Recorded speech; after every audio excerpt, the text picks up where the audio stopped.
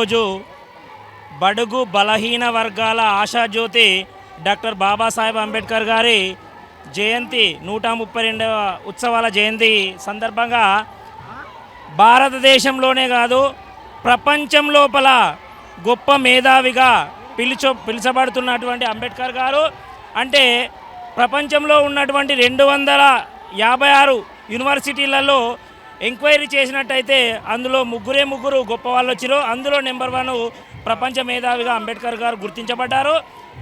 ఆ గుర్తించబడ్డటువంటి మహనీయునికి ఈ భారతదేశంలో ఉండేటువంటి తెలంగాణ రాష్ట్రంలో 125 అడుగుల విగ్రహము పెట్టడం అనేటువంటిది ప్రపంచమే గర్వించదగ్గటువంటి విషయం. ఈ ప్రపంచము గర్విస్తుంది అని అంటే మన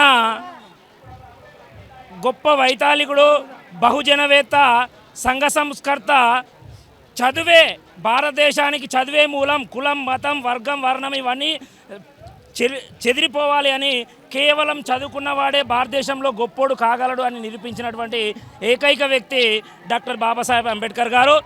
ప్రపంచమంతా బాబాసాహెబ్ అంబేద్కర్ గారిని మేధావిగా గుర్తించినప్పుడు Columbia, London of university Columbia లోపల అంబేద్కర్ గారి యొక్క విగ్రహాన్ని పెట్టి అక్కడ ఉండేటువంటి అధ్యక్షుడు వారికి పూలమాలలు వేసి ఆయనను గొప్పగా పొగడడం జరిగింది.